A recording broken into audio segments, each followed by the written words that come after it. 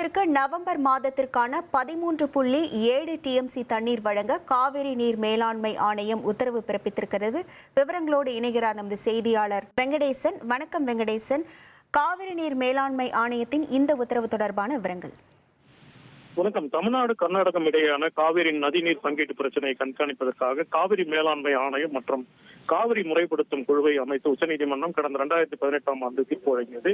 இந்த இரண்டு அமைப்புகளும் அவ்வப்போது கூடி முடிவுகளை எடுத்து வருகின்றன. இதன்படி காவிரி நீர் மேலாண்மை இதுவரை 44 முறை கூடியுள்ளது. இந்நிலையில் காவிரி நீர் மேலாண்மை ஆணையத்தின் 45வது கூட்டம் அதன் தலைவர் எல்.கே. ஹல்தர் தலைமையில் இன்று டெல்லியில் நடைபெற்றது.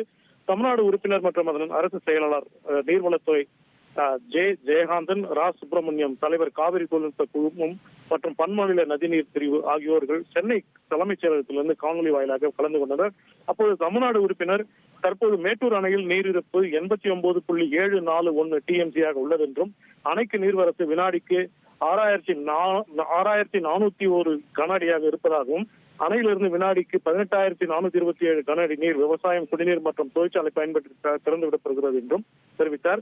மேலும் கர்நாடக அணைகளிலிருந்து நீர் வரத்து கணிசமாக அளவு தொடர்ந்து வருவதனாலும் தமிழகத்திற்கு நவம்பர் மாதத்திற்கு வழங்கப்பட வேண்டிய நீரின் அளவான 13.78 டிஎம்சி நீரினை உச்சநீதிமன்ற ஆணையின்படி கர்நாடகம் பிலிகுண்டுவில் உறுதி செய்யுமாறு ஆணையத்தை வலியுறுத்தினார்கள். இதை ஏற்ற காவிரி மேலாண்மை ஆணையம் நவம்பர் மாதத்திற்கு வழங்கப்பட வேண்டிய நீர் அளவான 13.78 டிஎம்சி நீரை வழங்க கர்நாடகத்திற்கு உத்தரவிட்டுள்ளது.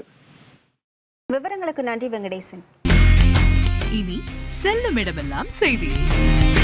தந்தை டிவியின் வாட்ஸ்அப் சேனலை ஃபாலோ பண்ணினா செல்லருக்கும் இடமெல்லாம் செய்தி. இதோ QR கோட் இப்பவே ஸ்கேன் பண்ணுங்க, ஃபாலோ பண்ணுங்க.